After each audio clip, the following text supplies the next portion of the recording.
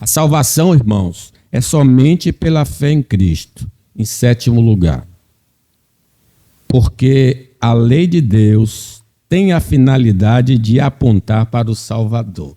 Ela não só revela o nosso pecado, mas ela diz assim: olhe, procure Jesus. Você precisa de Jesus. Observe aí no versículo 23.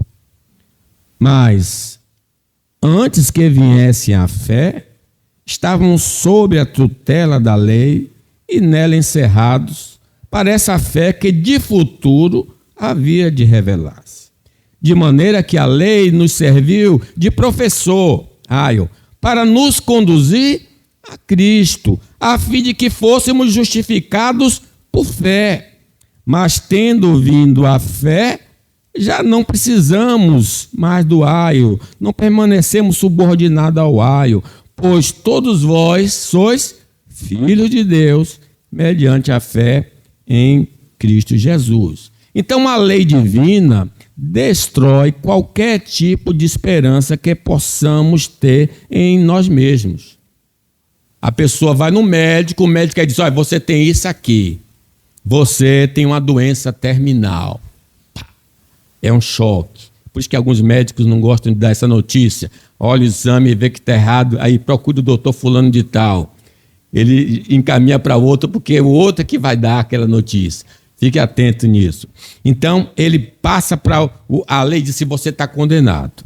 A lei de Deus não faz acepção de pessoas quanto à quantidade e qualidade de pecado. Talvez você pense assim: tá certo, eu sou pecador, mas não igual o pastor Paulo.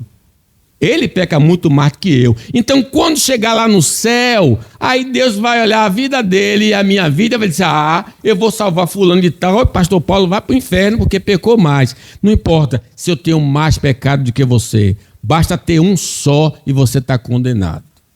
Só um pecado, só uma pequena mentira, você vai estar no mesmo lugar que eu vou estar. Talvez eu esteja lá na profundeza do inferno, mas o seu CEP será igual ao meu.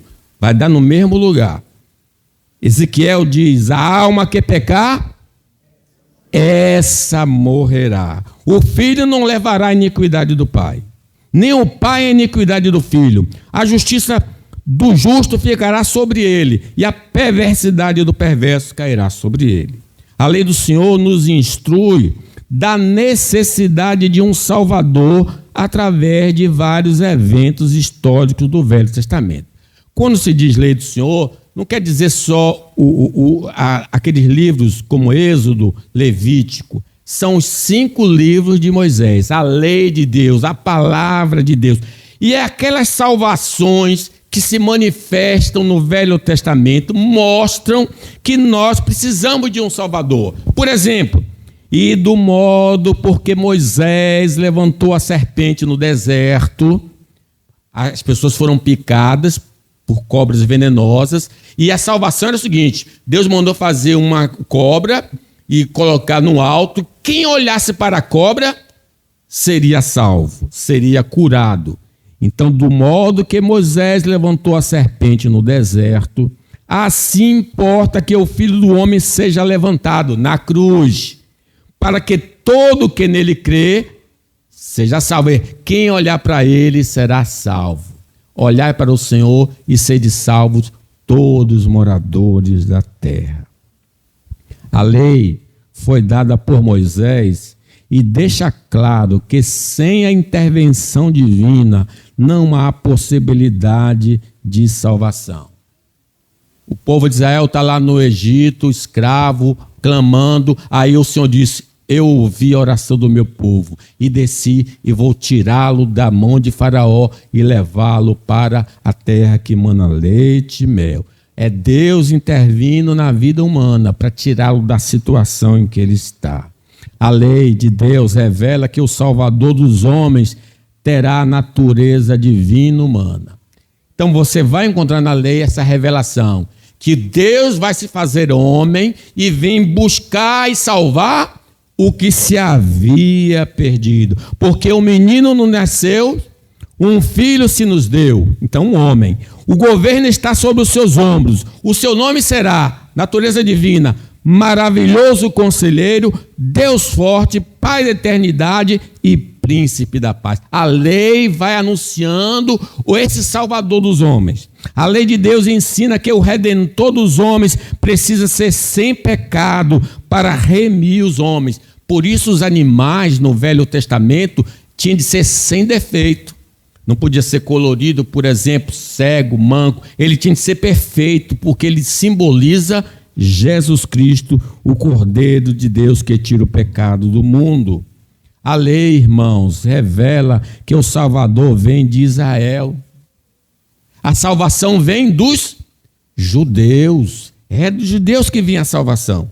A palavra do Senhor demonstra que o Salvador exerceria 3 ofícios: sacerdote, rei, profeta. Por isso que aparecem esses personagens, porque é uma representação de tudo aquilo que Cristo vai fazer pelo seu povo, né? Ele diz Hebreus, falando só especificamente sobre o sacerdócio: visto que temos um grande sumo sacerdote, Jesus, Filho de Deus, que penetrou nos céus, retenhamos firme a nossa confissão, porque não temos um sumo sacerdote que não possa compadecer-se das nossas fraquezas, porém um que, como nós, em tudo foi tentado, mas sem pecado. Cheguemos, pois, com confiança ao trono da graça, para que possamos alcançar misericórdia e achar graça.